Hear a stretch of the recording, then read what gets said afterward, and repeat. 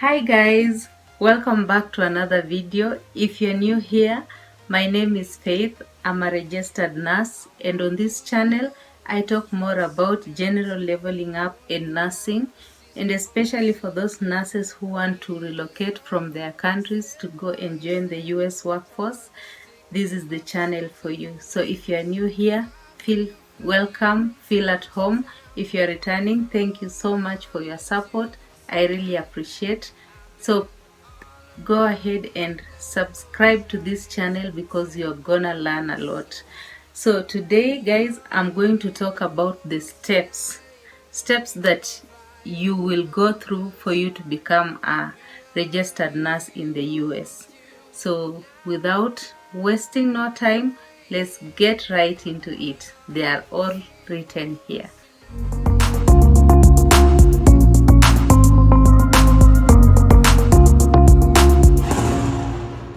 So guys, I've been getting a lot of questions and I really didn't think about this before. People want to start this process. Some people want to do some of the processes on their own, and some are just thinking about starting this journey and they really don't know where to start. They don't know what it really entails. Some people start this journey and they get frustrated because they really didn't know what they are getting themselves into. Some start this journey with expectations that maybe within a year you'll be out of your country and working as a nurse in the US without really not putting into consideration what you have to go through for you to become a registered nurse in the US. So today guys, I want to tell you exactly what you'll go through for you to become a registered nurse in the USA. And these steps, generally most of the agencies say that they should take at least 22 to 24 months. Is that at least or at most? Yeah. But things happen and you shouldn't be fixated to that you'll only take 2 years or maybe a half a year for you to become a registered nurse in the US and leave your country and start working. So today we want to go through all those things. So the first step. So the first step, guys, believe me not, the first step is thinking about it. That is the first step. Just thinking about it. And if you've thought about it and you've thought really deeply about it, I'll say congratulations to you, because that is really the first step. If you have no idea that you can expand your horizons and your territories as a nurse and work somewhere else, you might not think about these things. So the fact that you sat down and thought of becoming a nurse somewhere else that may be better than where you are, I'll just tell you congratulations. That's the first big step of this journey. So now, after you've thought about it, you've asked people around, you've checked online, like some of you who are watching right now who want to start this journey.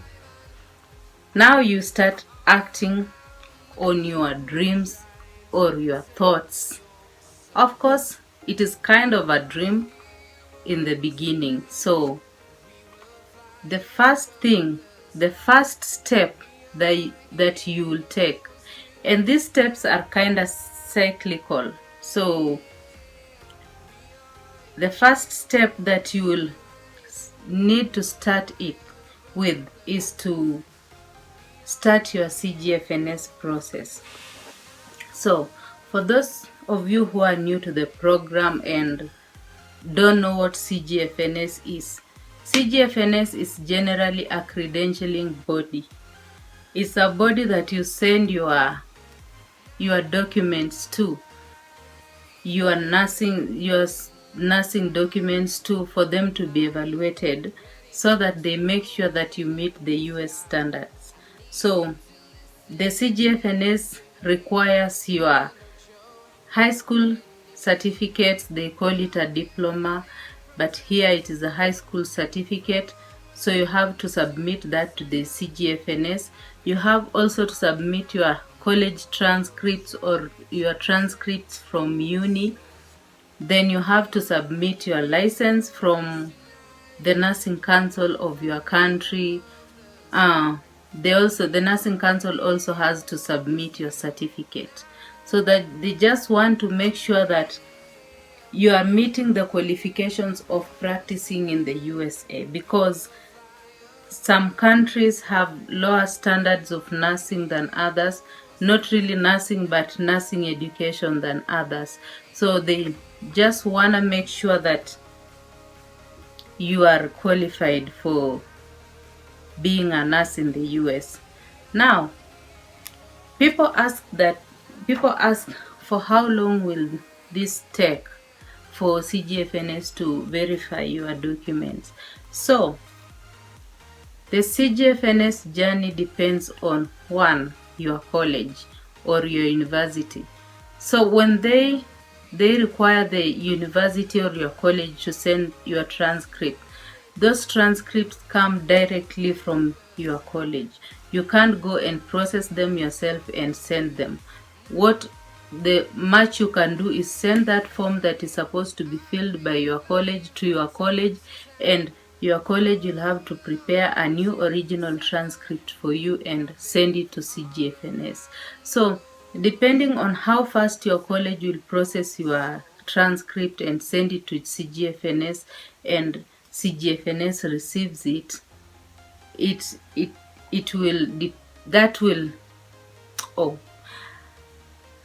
words are disappearing. So that will determine how fast CGFNS will release your report. And the second thing that the CGFNS report will depend on is how effective is your college in preparing your transcript. I've seen people who have taken their colleges that have released transcript to CGFNS, and maybe the hours of training doesn't meet the requirements for the US, and so the CGFNS body rejects it, and they tell you go back to your school so that they can send a good transcript that will show that you really qualify for this. So that's also an issue that comes about with CGFNS. And also the third thing that your CGFNS report will depend on is if you expedited your report. So there is a fee that you pay if you want your report to come. They always say within 10 working days. So if you want your report to be expedited, you have to pay an extra fee. And in the next video, I'll be talking about this financial aspect of this process. So you have to pay an extra fee for your report to be expedited, and you'll get it faster. And if you don't expedite, please don't just sit around. Keep checking your CGFNS portal. Ensure that they have received all your documents. And if they've rejected, you should also know, so that you act on it immediately. And also keep calling them, because this is just what I realized. Because when I was doing it, I started the journey alone, and when I was doing the CGFNS, I just sat around and waited. It was almost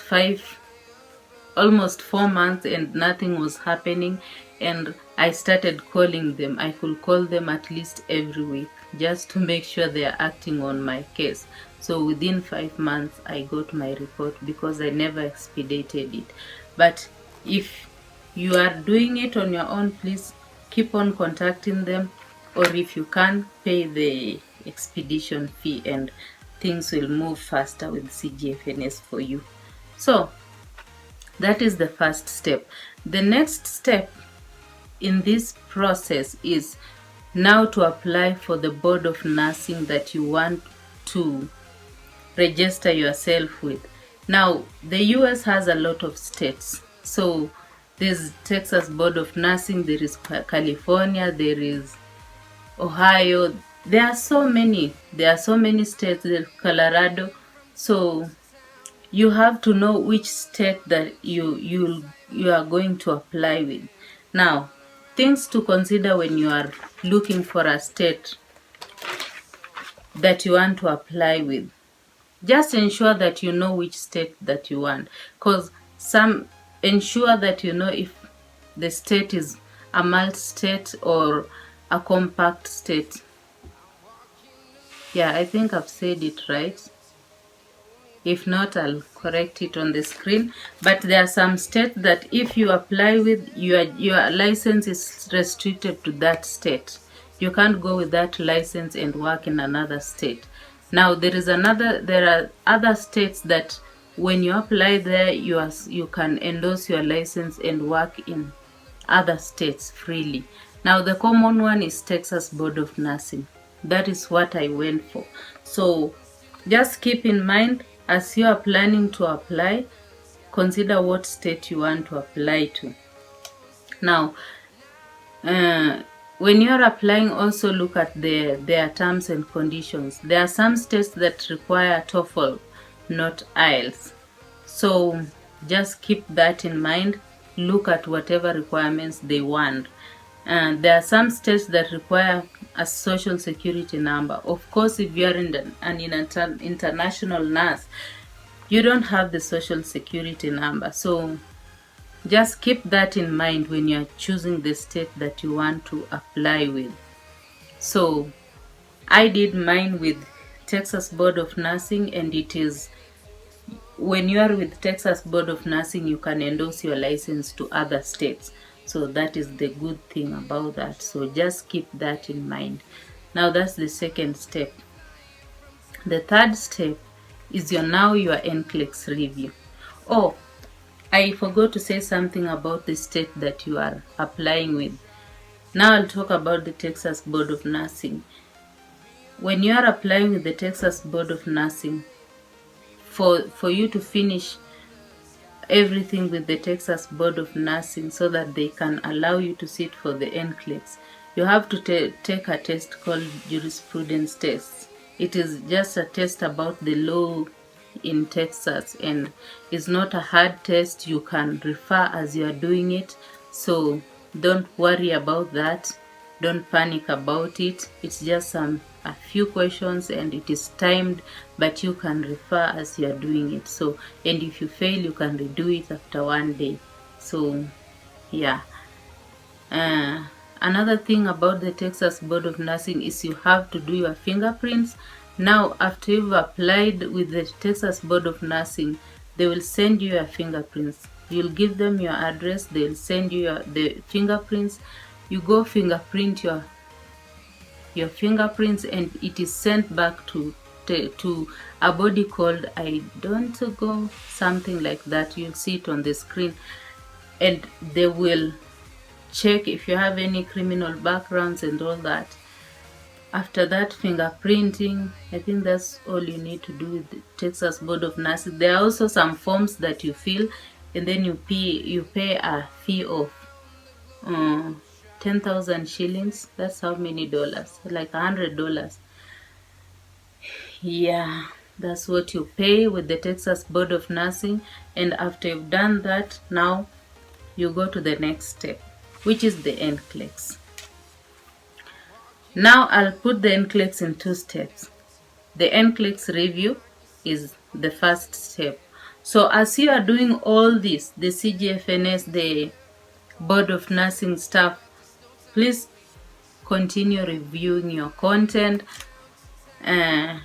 Look at NCLEX materials. Read about the NCLEX. Don't just sit around that thinking that you're a nurse and this is a nursing exam and there's nothing that you'll be that will be hard on you.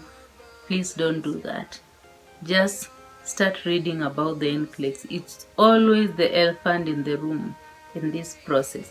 If you don't pass the NCLEX, then there's nothing happening. So keep studying for your NCLEX. There's a ton of study materials for the NCLEX out there. The most common book for content is Sounders. Sounders is all over the internet. Trust me, just look around, ask people. There's a lot of soft copy materials for Sounders. I think the latest is the 8th edition that is circulating around the internet. You can get that for free. You can read it on your phone, on your tablet, on your laptop. Yeah, it's a very good book for content. So that's a good book. You can start with that, and then you can also pay for Q banks. There are a lot of them out there, but the common ones are the UWorld. Just plan yourself and buy maybe a 3 months subscription of UWorld. It will be very helpful. Another common one is Archer. I never used it, but people really like it, so you can do that. There is Kaplan. There are a lot of materials out there, so you can use those and continue studying as you are waiting for all these processes to take place, because trust me, they don't take place in 1 month. You'll keep waiting for documents to be approved, for fingerprints to come to your country, for you to fingerprint them, send them back, look for finances, because money doesn't come easy. So you'll keep looking for finances to move these things around, because even if you are doing things with your agencies, there are some things they might not pay for you. They'll not pay for your nursing council to board to send them the CGFNS, the transcript. They'll not pay for your school to release your transcript. So just keep in mind, as these things will not take 2 weeks. So keep studying for your NCLEX. And then there's McClimic. McClimic audios are all over the internet. Just ask around and someone will send them to you. There's WhatsApp groups for pre-NCLEX people who are studying for the NCLEX, even all over the world. So don't just sit down and wait, or just be green about it. Ask around, and you'll even find yourself in groups that are preparing for these things. I'll tell you guys, when you start something and you put your heart into it, the universe will always propel you forward. Just keep praying about it.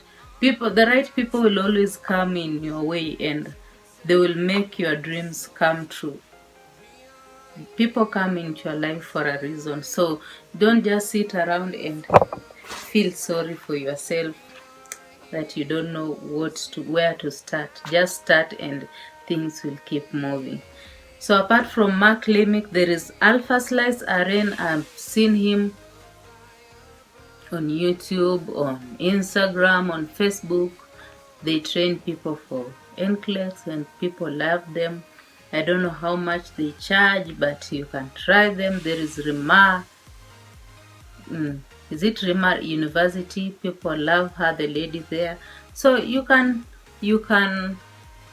go through these things and just be ready for your NCLEX as you are waiting for these things, for your board of nursing and CGFNS to come through. So, and if you are with an agency can provide you with study materials. Like my agency will guide you. They will have classes with you on webinars. Other agencies will subscribe a Q bank for you, which is quite nice for your preparation. So just take note of that and take it seriously as you are preparing for the NCLEX. Now, the second part with the NCLEX is the NCLEX examination. Now, everything has come around. Everything with your board of nursing is okay. The CGFNS has released your report to your board of nursing that yes, you are qualified to work in the US. Now your board of nursing will you will be able to apply. They will allow you to apply for your NCLEX.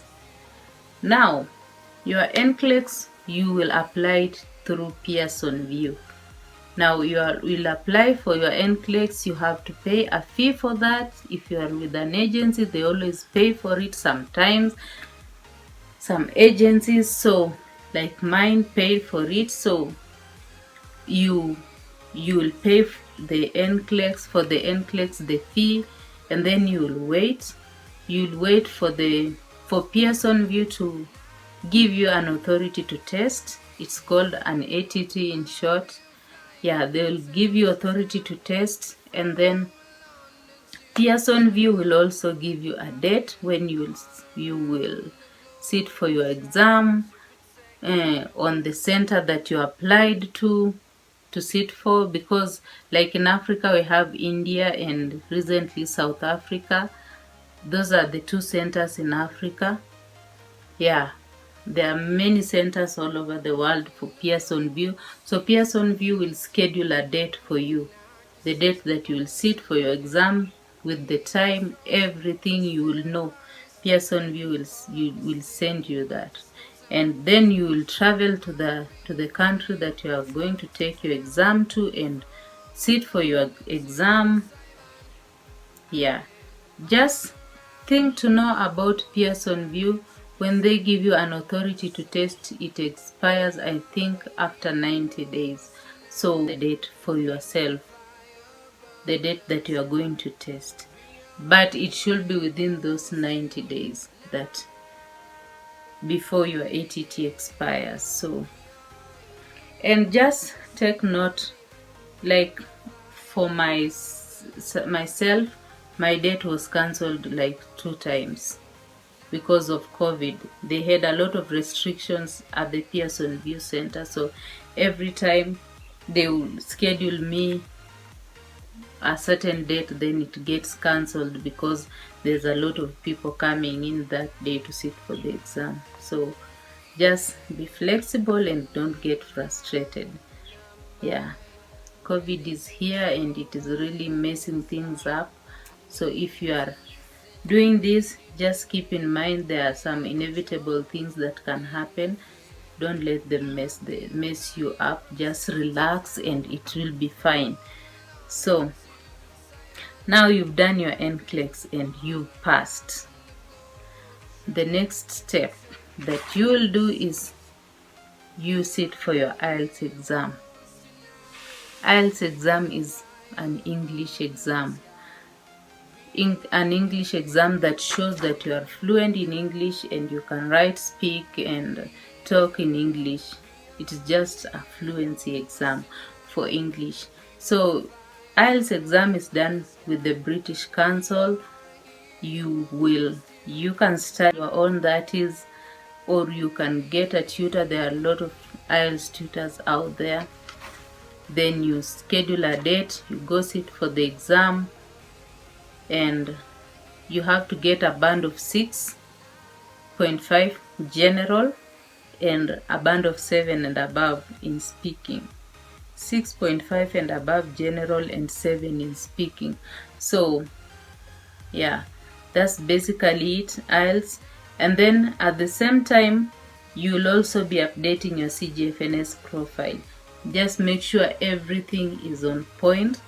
And after you've gotten your IELTS results and you've passed, you'll also update it on your CGFNS, and now it will be sent to CGFNS. You'll actually update it by your own.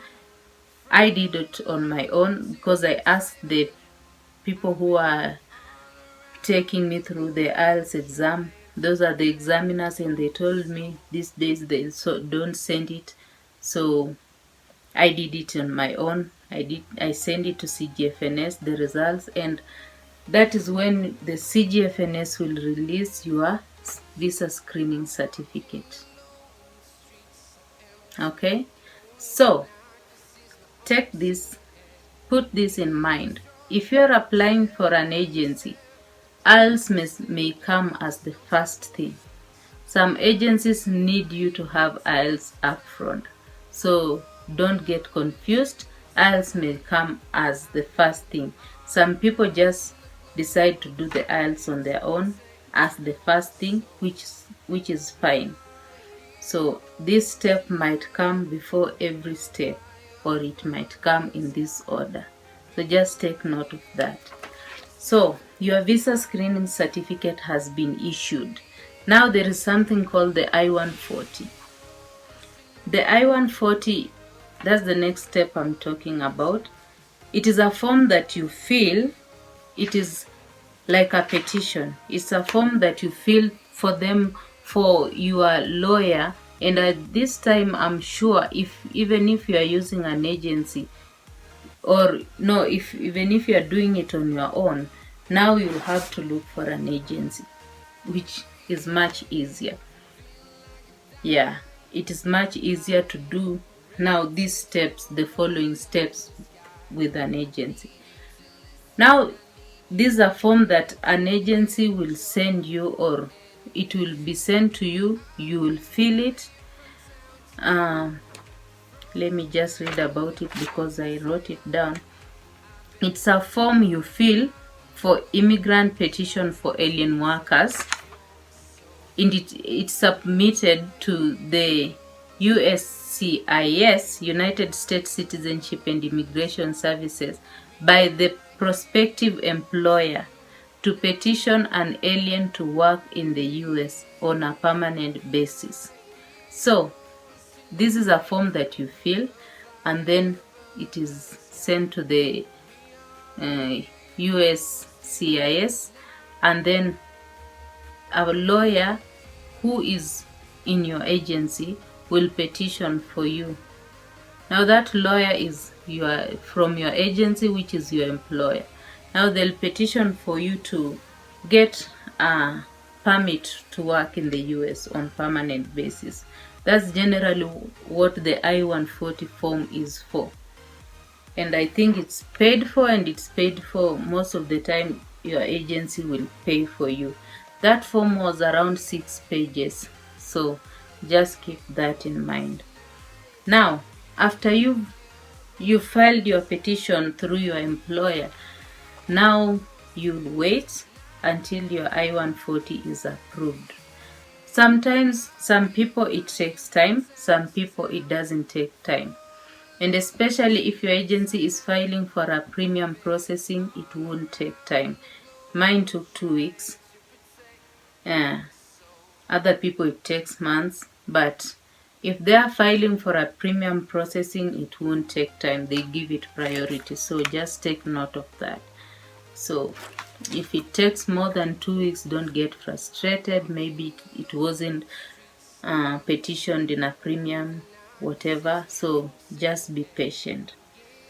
Now, after the I-140, there's another form that is called the DS-260 form. Now, this is a form. I'll also read this. These are immigration things that I really not in my head. I had to research. The DS-260 form, you fill a form for immigrant visa and alien registration, is required for foreigners applying for green cards from abroad.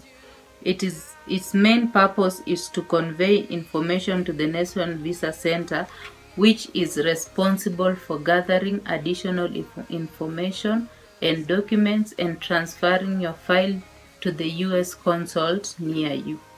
So now with the DS-260 form, you'll fill it. But at this point is when you'll now give out your marriage certificate, your birth certificates, the birth certificates for your partner, for yourself, for your children, and your good contact. All those you will be sending them to your employer. Like my case is Avant. At this point, I'm sure most of you will have an agency. So now they'll send it to the National Visa Center. The National Visa Center will compile all those documents, anything that is you, and then it will send to the US consulate near you. That is, for my case, is Nairobi, which is Kenya.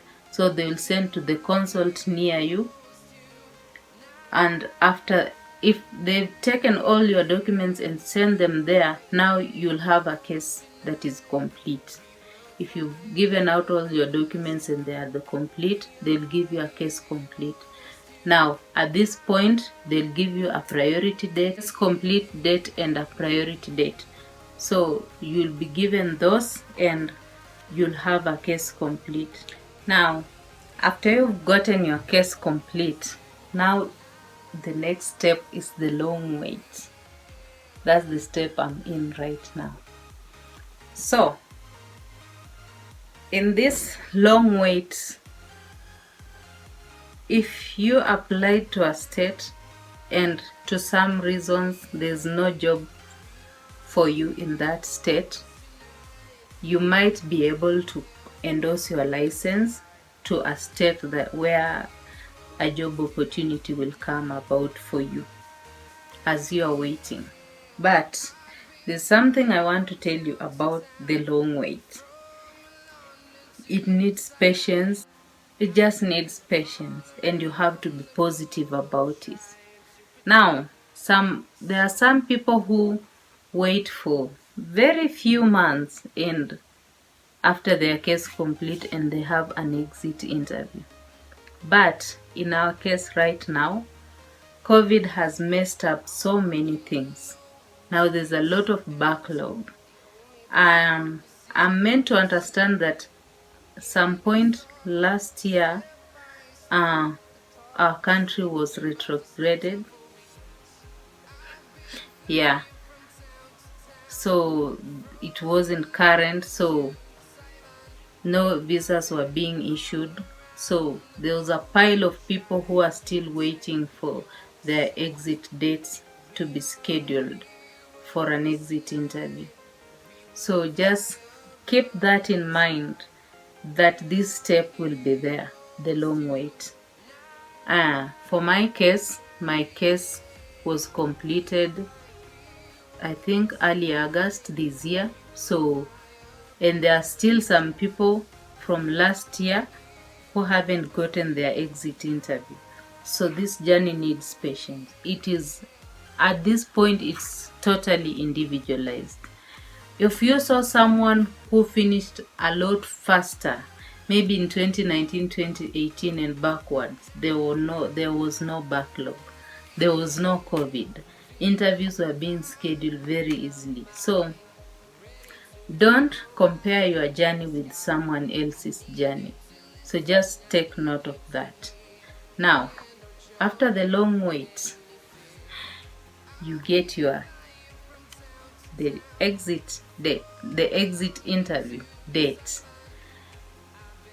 which is the best email you can ever get at this point.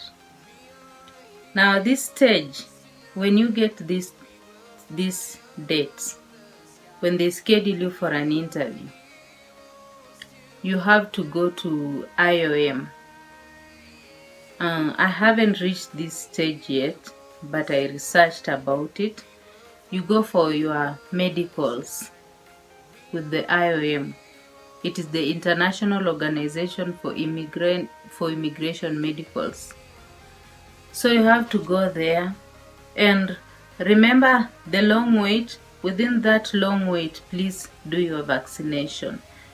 Do your Tdap, do your COVID vaccination, do your all those vaccinations that you are required to do, and even for your kids, so that when you go to IOM, you have your vaccination, just to cut your expenses and to avoid a lot of injections on that day, because if you don't take these vaccines, it means they'll give you the vaccines that day. And if you have taken these vaccines before, do your titer so that you have your results on hand before you go to the IOM for your medicals. So I'm meant to understand that if for your medicals, you'll do a pregnancy test, you'll do an STI test, you'll do a chest x-ray. That's what I know about the medicals. Now, when you go for your exit interview, I have no idea what they ask there. I'll not lie for you. I'll not lie to you. I don't know what they ask during the exit interview, but all I know is that that's all I'm waiting for right now. It's been just some months. It's been some months since I got my case complete, but I'm already tired of waiting. You know, you just stay in a state of limbo. You don't know when you'll get that email that they are inviting you for an interview.